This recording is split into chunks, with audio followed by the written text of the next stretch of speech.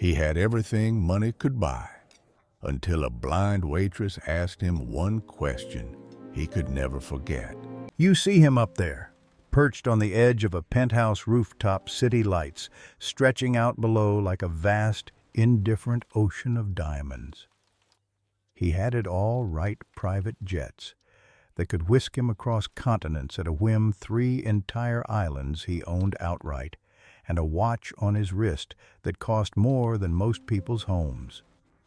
Yet tonight, this man, this titan of industry, David Lee, was just one breath, one small step from ending it all.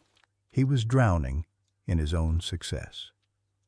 And at that exact terrifying moment, just 3 miles away, in a greasy spoon diner with flickering neon, a blind waitress who made a humble $12 an hour was laughing. Not a polite chuckle, but a deep, genuine belly laugh caught in the intoxicating scent of fresh cinnamon rolls. She couldn't see them, of course, but she swore with a certainty that could move mountains that they tasted exactly like sunrise. In the next 24 hours, fate was about to play a cruel, beautiful hand. Only one of them would still be alive, and trust me, it wasn't the one you'd expect. It never is. All right, let's get something straight, right off the bat. I'm not here to give you some tired lecture about money, or to parrot that worn-out phrase, money can't buy happiness. You've heard it a million times, I know. It's a cliché for a reason, but this isn't that story. What unfolded between David and Anna wasn't some saccharine fairy tale or a feel-good meme designed for your social feed. No, this was raw, real, and utterly transformative. It was a blueprint, a living receipt for how a single unexpected conversation, a mere exchange of words in a dimly lit diner, can utterly rewrite a human life. And not just any life, but one teetering on the brink. So stick around, because by the time we're done here, you'll not only know the deceptively simple 5-word question Anna asked that compelled a man worth $4.3 billion to choose to stay on this planet, but you'll also discover how that question led him to fund the first truly affordable smart glasses for the blind. You'll hear the exact piercing moment David realized that the very thing he'd been relentlessly chasing for 41 years, the pinnacle of all his efforts, was never, ever the thing he actually wanted. It's a story about seeing, truly seeing, when you're blind to everything but the light. David Lee wasn't just a regular customer. He walked into restaurants the way ancient kings once strode into their newly conquered kingdoms, with an almost regal expectation that every single head would turn. And to be fair, they usually did. He was a legend, a myth in the making. Tech blogs, the digital scribes of our age, had long since crowned him the Midas of Silicon Valley. And for good reason. It seemed anything he laid his hands on, from groundbreaking ride-share apps that revolutionized urban transport to next-gen nanobatteries that powered the world, even an improbable chain of eco-friendly laundromats exploded almost effortlessly into multi-billion-dollar empires. His touch was gold, his vision prophetic. He had built an impenetrable fortress of wealth, a financial empire that stretched across continents, securing his place in the pantheon of modern moguls.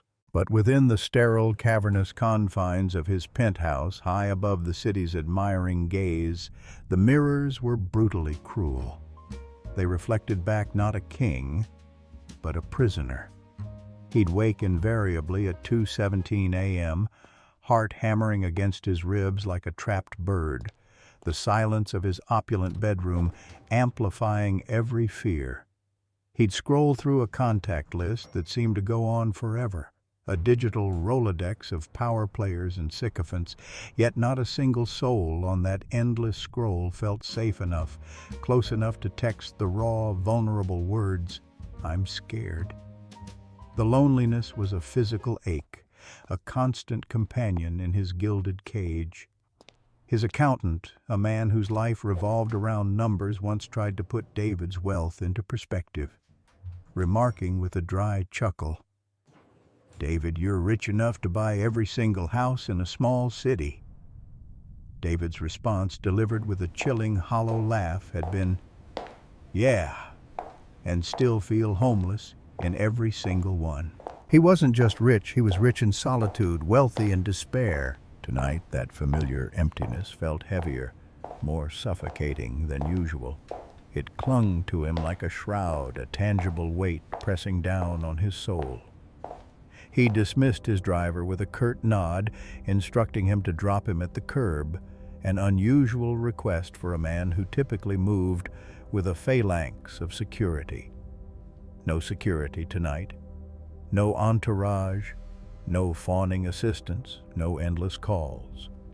Just the encroaching night, the creeping fog that swallowed the city's upper reaches, and the specific rooftop he'd been eyeing for weeks. He'd even meticulously selected the spot, the corner ledge facing east, where the wind would be minimal, ensuring a clean, unobstructed fall. It was a chilling testament to his nature, precise, calculated, and utterly in control, even when it came to his own ending. He was meticulous, the way only a man who'd conquered markets and mastered every variable could be, even about orchestrating his final, desperate act. Every detail was considered, every contingency planned, as if this, too, were just another deal to close. Ana Ramirez didn't lose her sight gradually. It was a swift, brutal theft. At 9 years old, retinitis pigmentosa snatched her world into darkness. The doctors, their faces etched with professional sympathy, delivered the devastating news, "Sorry, there's no cure." But her single mom, a woman forged in resilience, didn't flinch. She simply squared her shoulders and declared, "Then we'll build a different kind of cure gratitude." It wasn't a platitude. It was a philosophy, a lifeline they clung to. They moved into a cramped studio apartment perched above a bustling 24-hour diner, a place that would become Anna's sensory classroom. From that vantage point, Anna learned to tell time not by the sun or clocks, but by the symphony of the diner below.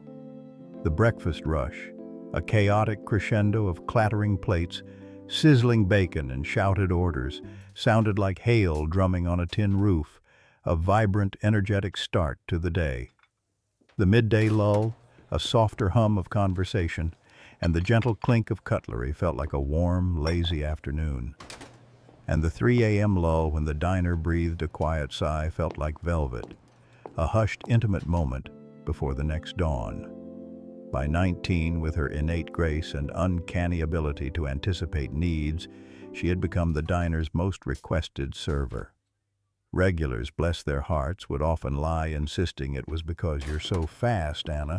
But the truth, the deeper reason, was far more profound. When Anna set a steaming cup of coffee in front of you, she didn't just place the mug. She placed her whole undivided attention there, too. It was as if, for that brief, precious moment, that cup, that customer, was the only thing that mattered in the entire universe. She saw people not with her eyes, but with her heart, and they felt it. She harbored one audacious dream, a vision that burned brighter than any physical light. She wanted to build cheap, accessible, wearable lenses that could give blind users a new kind of sight. These weren't just glasses.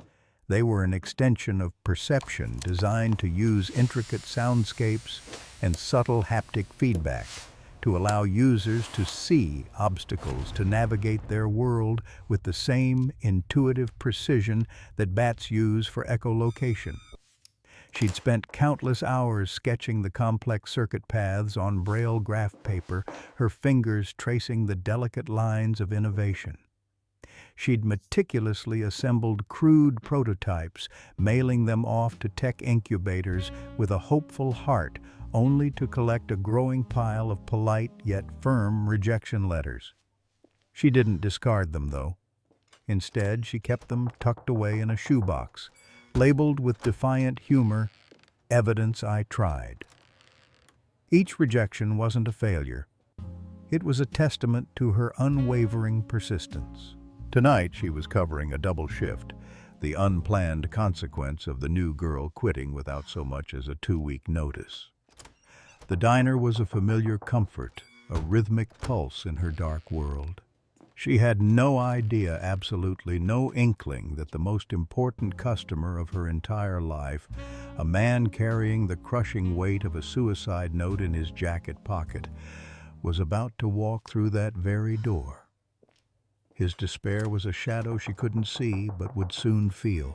David, his resolve wavering in the biting night air, ducked instinctively into the harsh, neon-lit glow of the diner. It was a stark contrast to the polished marble and hushed tones of his usual haunts, but the chill in his chest, a cold knot of dread, demanded warmth, any warmth. He figured a simple cup of black coffee would be enough to steady his nerves to steel himself for the final irreversible climb. He chose a corner booth tucked away under a flickering "open" sign that seemed to mock his closed-off state. His back was to the wall, a strategic position, his eyes scanning the exit, already planning his retreat. Anna approached her movements fluid and confident despite the dim light. The tray laden with used dishes was balanced precariously but expertly against her hip, swaying with a gentle rhythm, almost like a tambourine. "Hey there, tough day." Her voice, warm and slightly raspy, held an inviting quality, a natural empathy that often made strangers, without even realizing it, confess their deepest secrets. It wasn't pity. It was a genuine open curiosity. David grunted a non-committal sound that was half sigh, half dismissal. "You could say that." His gaze was fixed somewhere beyond her on the street outside. She smiled, a small knowing curve of her lips, as if she'd already lived through countless tough days, and more importantly, remembered the exact recipe for getting through them. "Tell you what, first cup's on me, all right? If you answer just one question for me, what's something tiny, something really insignificant that actually made you smile this week?" David almost scoffed. "Lady, I'm literally moments away from jumping off a building and you want to talk about tiny smiles?" The absurdity of it was almost laughable. But then something in her tone, it wasn't intrusive, wasn't pitying, just genuinely curious, made him pause. He found himself, against all his instincts, scanning the barren landscape of his past 7 days. His mind, usually a whirlwind of complex financial data and strategic maneuvers, sifted through nothing but transactional interactions and hollow victories. Then a flicker. "My neighbor's kid," he mumbled almost to himself, the memory surprising him with its unexpected warmth. "Flew a paper plane into my balcony. Said it was an airmail invitation to his birthday." Anna set the steaming cup of coffee down with a gentle clink. "There it is," she said, her voice soft but triumphant. "You smiled." And he did, involuntarily. A small, almost imperceptible upturn of the corners of his mouth. Lines deep etched by years of stress and unshared burdens cracked the concrete facade of his face. For the first time in what felt like months, the crushing pressure in his chest, the relentless vice of despair, seemed to pause, just for a fleeting moment. It was a tiny crack in the dam. She leaned a little closer, her voice dropping to an even softer, more intimate murmur. "Hold that feeling for 30 seconds. Just 30 seconds. That's all we get sometimes, 30 seconds of free, unadulterated happiness. But if you string enough of those together, David, you've got a life. A real one." David, intrigued, despite himself, studied her eyes behind the dark, opaque glasses. He couldn't quite place her. "You always this cheerful?" he asked, a hint of genuine curiosity in his voice, something he hadn't felt in years. "Not always, no," she admitted, her smile widening slightly. "Life has its moments, trust me. But I figure if cinnamon rolls can truly taste like sunrise, then maybe, just maybe, I can choose sunrise over sunset." even when everything around me is dark. It was then, in that moment of quiet reflection, that he noticed the slender white cane propped discreetly against the counter just out of his direct line of sight. The realization struck him with the force of a physical blow. She was blind. And yet, this woman who couldn't see the world with her eyes had somehow found something he, with all his billions, couldn't buy with every dollar hoarded in his offshore vaults. A profound sense of irony and a flicker of something akin to awe stirred within him. Anna returned to his booth a few minutes later, not with the bill, but with a generous slice of warm apple pie, its sweet, comforting aroma filling the air. "On the house," she announced, her voice cheerful. "Customer policy, anyone who remembers paper planes deserves pie. It's a non-negotiable." David swallowed the unexpected kindness, a lump in his throat. He looked at the pie, then back at her. "Can I ask you something personal, Anna?" he ventured, feeling a strange intimacy bloom in the diner's fluorescent glow. "Shoot," she replied without a moment's hesitation, her posture open and inviting. "What scares you most?" The question hung in the air, raw and unguarded. It was a question he'd never dared to ask himself, let alone another soul. She didn't flinch, didn't pause for thought. Her answer was immediate, clear, and utterly disarming. "Wasting the minutes I can't see by worrying about the things I'll never see." It was a philosophy distilled into a single poignant sentence. He exhaled slowly, a long, ragged breath he hadn't realized he was holding. "So then," he pressed, "what keeps you going? What gets you out of bed every morning, given—" "Everything." She tapped her temple lightly, a thoughtful gesture. "I keep asking myself this, David. What if tomorrow feels like sunrise?" She paused, letting the words sink in, allowing their simple power to resonate. 5 words, just 5 simple words. What if tomorrow feels like sunrise? That question, that tiny spark of hope, that's what drags me out of bed every single time. It's a bet on the future, a gamble on joy.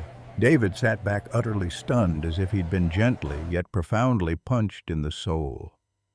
He, the master strategist, had spent years, decades, even meticulously strategizing exits, IPOs, corporate acquisitions, even chillingly, his own suicide. He had mapped out every contingency, every escape route from his financial ventures and from life itself. Yet in all his brilliant calculations, he had never once considered the simplest, most human exit strategy. From despair, a question. A single hopeful question that dared to bet on the promise of the next dawn. It was a revelation, a paradigm shift delivered with apple pie and a blind waitress's unwavering belief in the unseen light. Just as David was grappling with this profound realization, the diner door burst open, admitting a fresh wave of cold air and 2 boisterous customers. They were loud, their voices thick with self-importance, arguing vehemently about the latest volatile movements in crypto.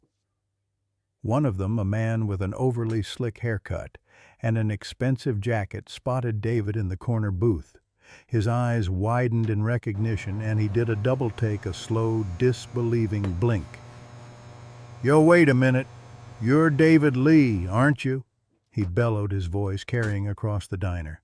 "Man, your stock's paid for my Tesla.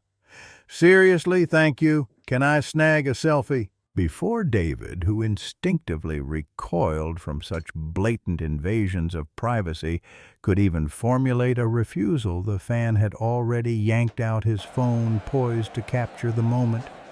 But Anna, quick as a flash, stepped smoothly between them, her presence calm but unmistakably firm. "Pictures cost extra here, buddy," she stated, her voice polite but with an underlying steel. $10 to the tip jar." The guy, momentarily taken aback, then let out a booming laugh, clearly amused by her audacity. He fished out a $10 bill, dropped it into the communal tip jar with a flourish, snapped his photo with David, and then surprisingly left happy, chattering excitedly to his friend about his celebrity encounter. Anna turned back to David, a slight shrug of her shoulders. "Sorry about that," she said, her voice dropping back to its normal conversational tone. "Privacy is extra rare these days, wouldn't you agree?" David studied her, a new layer of admiration forming. She hadn't asked for a dime for herself. It all went into the shared pot. Her integrity was as clear as day, even if she couldn't see it herself. "You ever think bigger, Anna?" he asked, a sudden spark igniting within him. "I mean beyond more tips, a bigger platform. Do you ever think about changing the world?" She shrugged again, a casual gesture that belied the burning ambition within her. "I am working on something, actually, those smart glasses for the blind I told you about. But," she added, a hint of weariness creeping into her voice, "the money guys, the venture capitalists, they only want to talk revenue models, market share, and exit strategies. They don't really get feel-good science fairs, as they call it. They see a charity project, not a billion-dollar opportunity." David's pulse quickened. He had funded 3 hardware companies just last year, each one now a resounding success. This was exactly the kind of disruptive innovation he lived for. Yet he said nothing. Not yet. A part of him, the newly fragile reawakening part, was afraid the delicate moment would shatter, would tilt irrevocably if he revealed his true identity, if he became David Lee the Midas instead of just David the man who needed coffee and pie. Instead, with a sudden decisive motion, he reached into his jacket. He pulled out the crumpled suicide note, the physical manifestation of his despair, and with a silent, symbolic act, balled it into a tight, dense sphere. He then dropped it almost ceremoniously into the remains of his half-eaten apple pie, burying it deep under a generous dollop of whipped cream. Symbolic? Yes, absolutely. But sometimes David realized symbolism isn't just an empty gesture.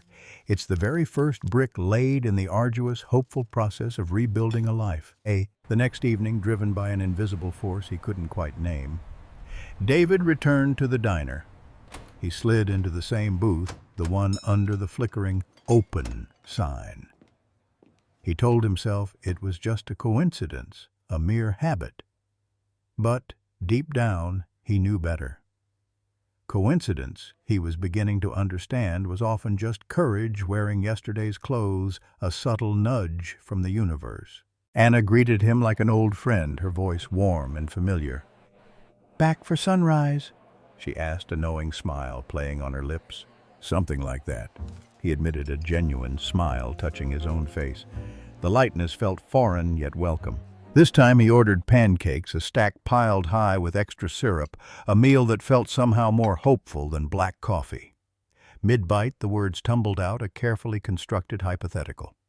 "Hypothetically, Anna, if someone wanted to fund your glasses, someone who believed in the idea, what would you need realistically?"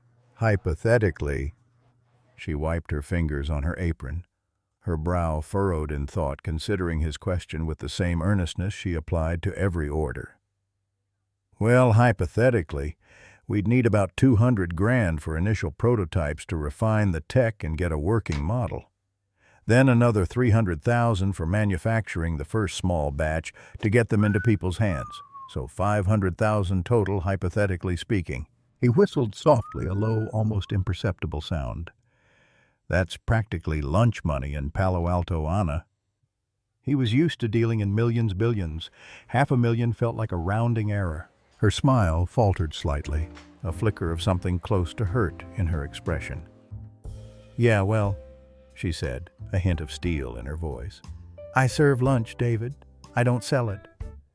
It was a gentle but firm reminder of their vastly different worlds and of her unwavering self-respect. He reached into his jacket pocket, his fingers brushing against the familiar crisp edge of his checkbook. He could write the check right now easily. It would be a simple transaction, a problem solved with money. But then he stopped. Not yet. A sudden intuitive understanding washed over him. If he wrote a check now, if he revealed himself as David Lee, the billionaire, she would see only the money, only the powerful man. She wouldn't see David, the broken man she'd started stitching back together piece by careful piece with kindness and a 5-word question. He paid the bill, left a generous $100 tip, and walked out a new resolve hardening in his chest. One more day, he thought. I'll come back tomorrow. He needed her to see him truly see. Day 3 arrived, but David didn't. Anna's shift at the diner started at 5, a familiar rhythm of clattering plates and brewing coffee. By 7, a subtle anxiety began to prick at her. She couldn't stop glancing at the empty corner booth, a silent sentinel that usually heralded his arrival.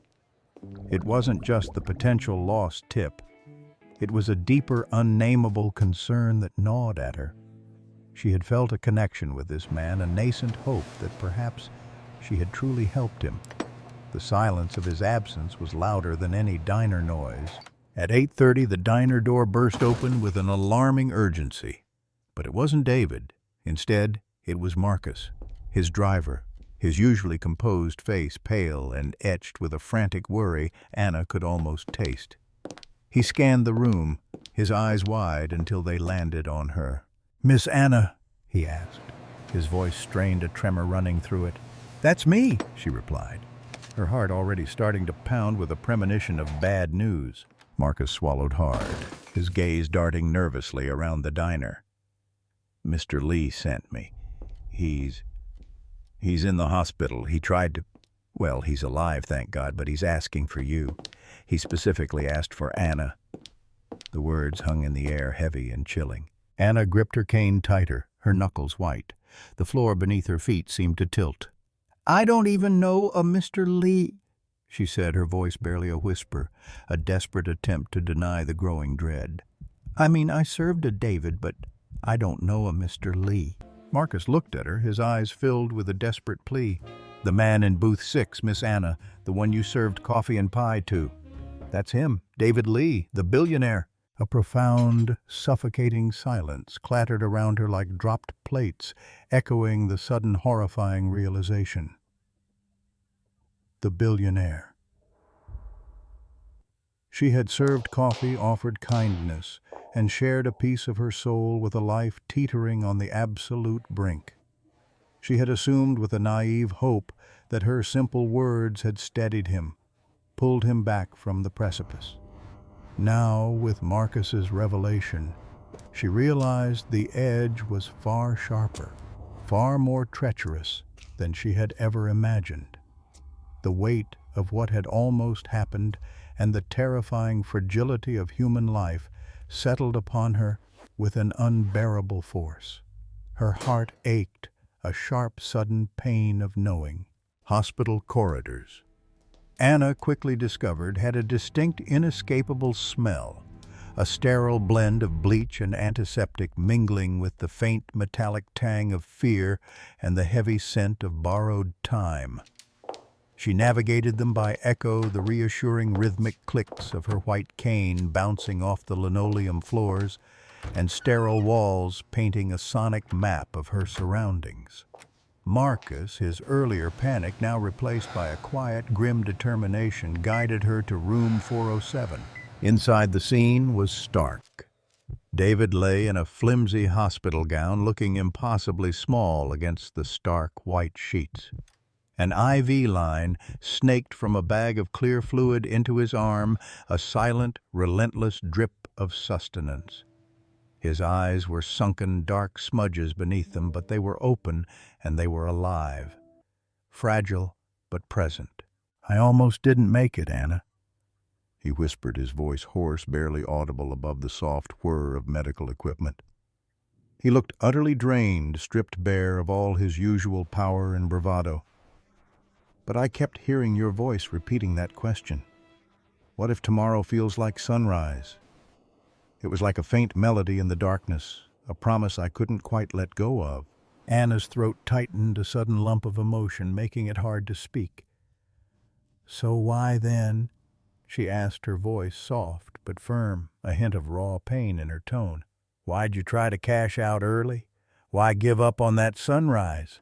"Because sunrise felt like a scam, Anna," he confessed, his gaze fixed on the ceiling, as if seeing his own demons there. "A cruel trick of the light.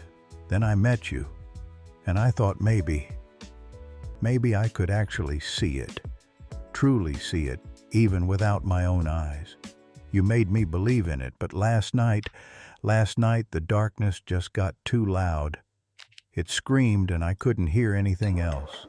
She reached out her hand tentatively, finding his, her fingers closing gently around his clammy palm.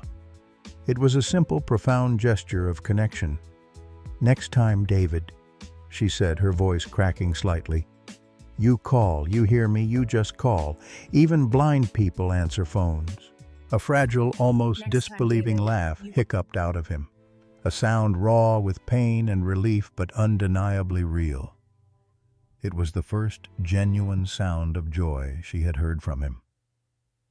"Anna," he began, his voice gaining a fraction of its strength, "I want to fund your glasses, the full amount.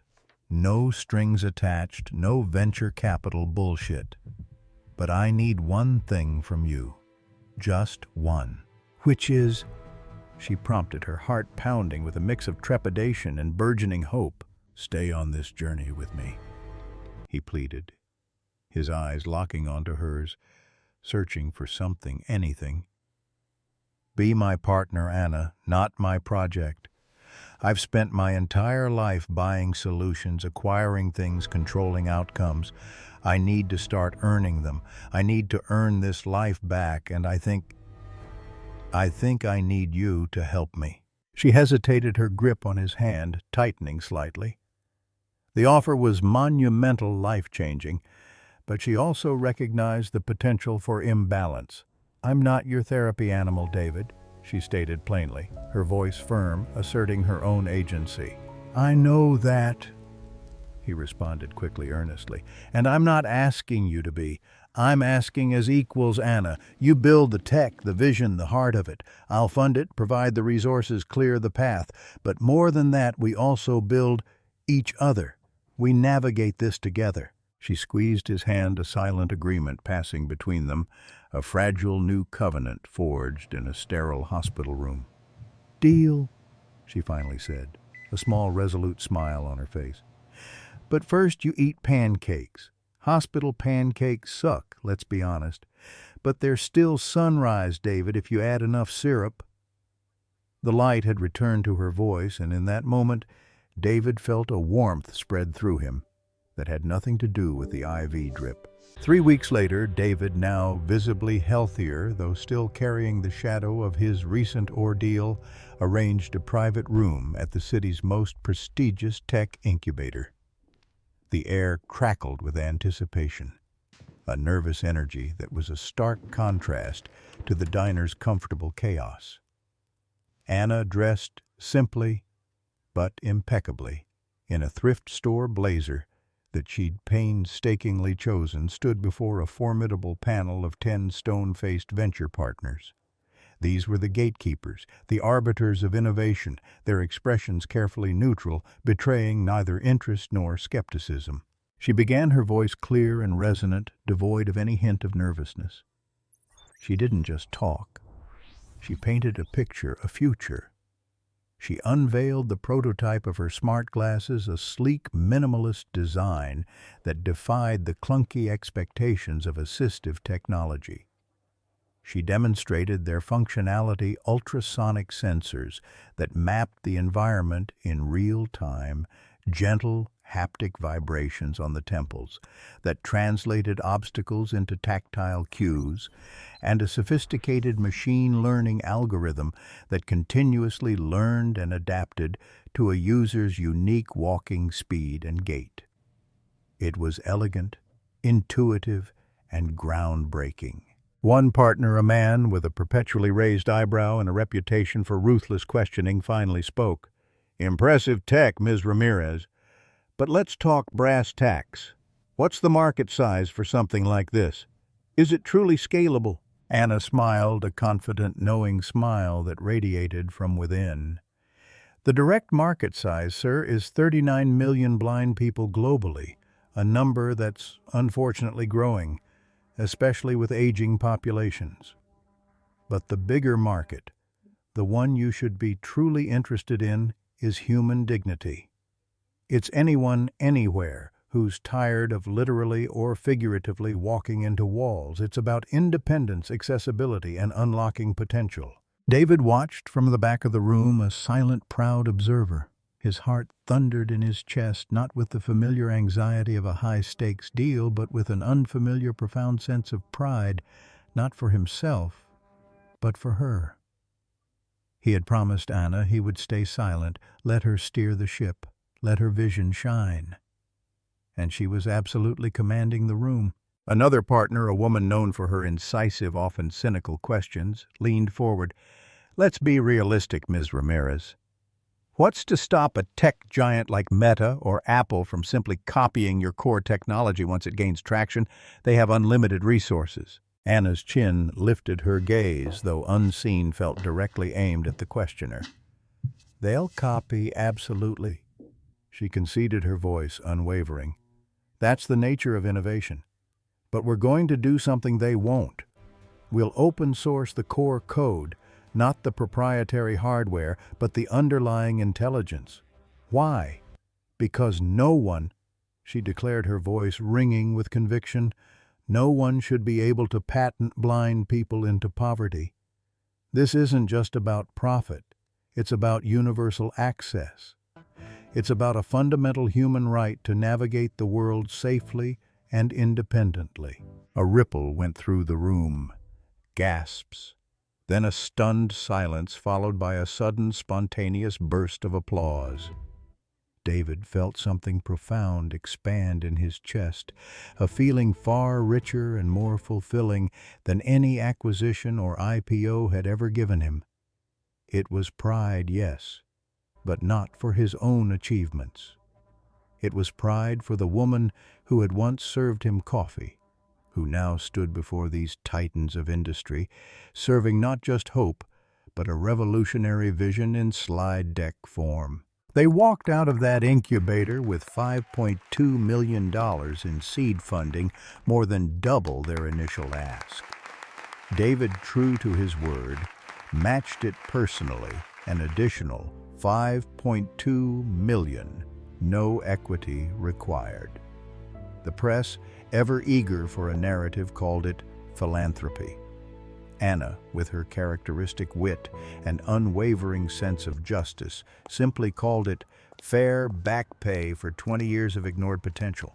16 brutal, relentless months of research and development followed.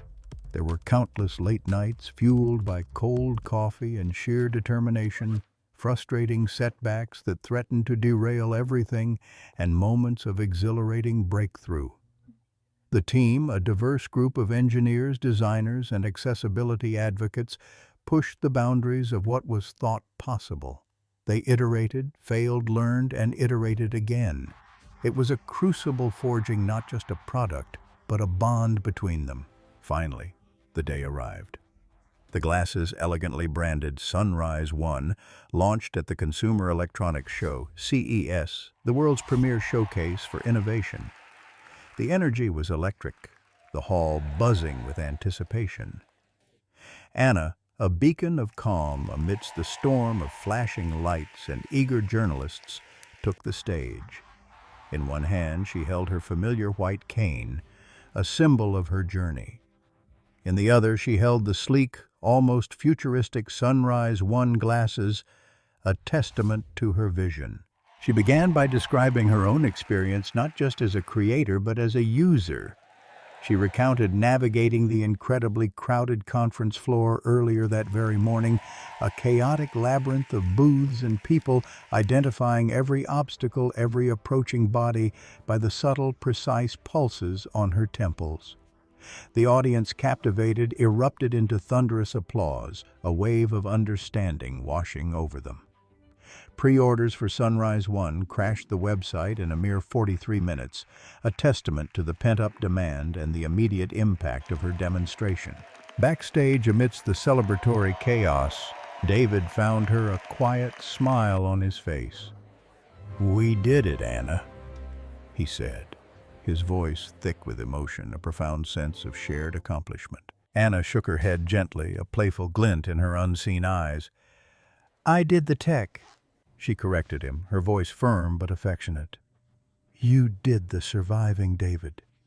Don't you dare blur those lines now." He laughed, a genuine, unburdened sound.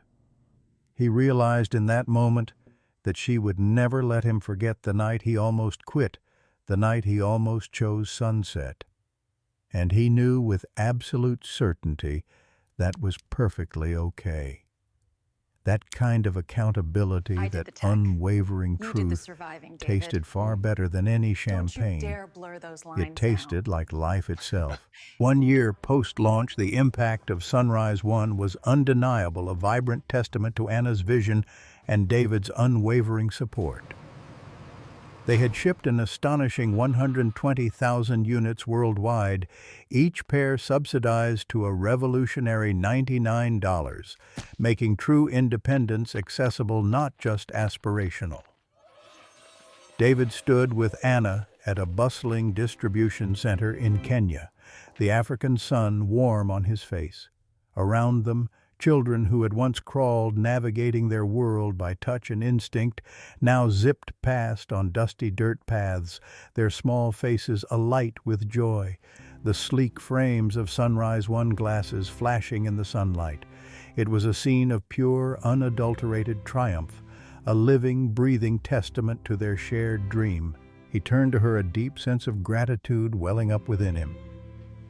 "Remember when you asked me to name something tiny that made me smile, Anna?" he asked, his voice soft. "Yeah," she replied, her eyes, though sightless, seeming to gaze directly into his soul. "Paper plane." "Today," he said, gesturing to the vibrant scene around them, to the children running free, "today it's this. It's watching these kids run, these kids who used to sit confined by their inability to see. I finally truly get it, Anna.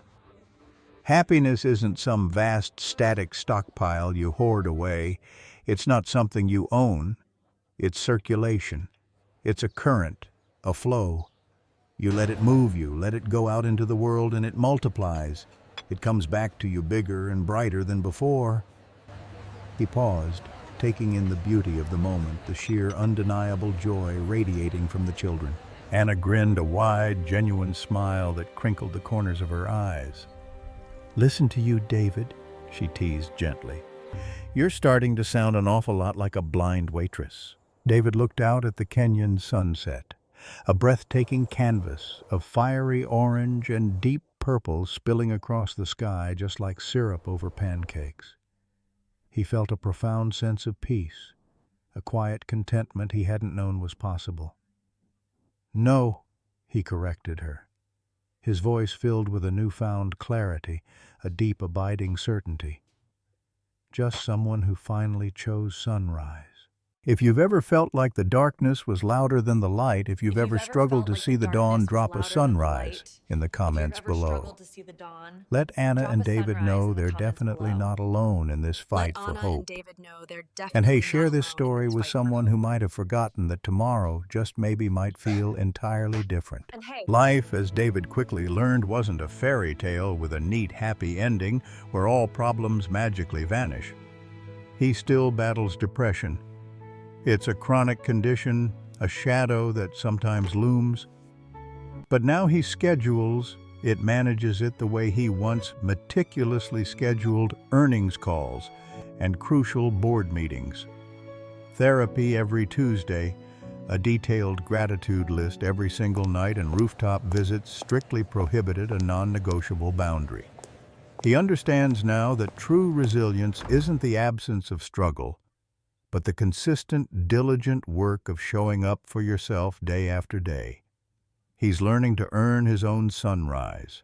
Anna, meanwhile, became the youngest CTO of a social impact unicorn, a trailblazer in a male-dominated tech world. Her brilliance, compassion, and unwavering vision propelled Sunrise One to unimaginable heights. Yet despite her stratospheric success, she still picks up weekend diner shifts, a quiet, almost secret ritual. You never know whose paper plane needs landing.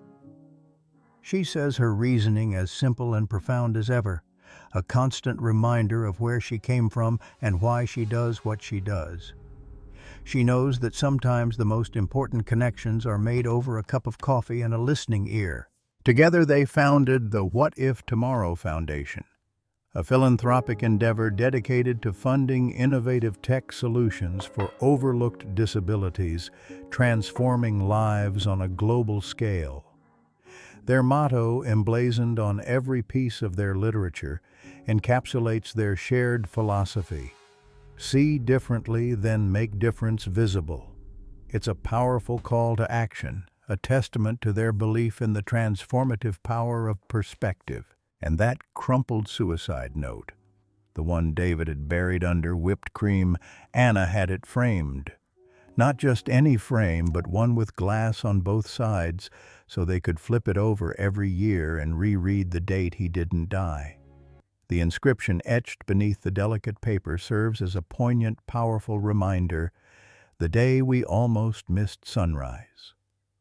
It's not a reminder of despair, but of the profound life-affirming choice that changed everything. Stories like this only truly matter if they move you, if they spark something within you. If you felt that flicker of hope, hit subscribe. We're here to bring you more reminders that kindness is a currency that never crashes, a universal language that transcends all barriers. And tell us what's your 5-word question that keeps you going, that pulls you towards your own sunrise. Drop it below. Your words might just be the lifeline someone else scrolls past tonight. David's net worth still fluctuates with the unpredictable currents of the market, a constant dance of numbers and algorithms, but he measures wealth differently now. He counts it in the number of sunrise devices flashing on children's faces across continents, each one a testament to newfound freedom. He measures it in the number of nights he falls asleep without plotting an exit, the quiet peace of a mind no longer consumed by despair. And he counts it in the simple, profound number of mornings he wakes up curious, genuinely curious about the tiny joys life has to offer, like cinnamon that tastes unmistakably like sunrise served by a blind waitress who, with a simple question and an open heart, taught a billionaire how to truly see.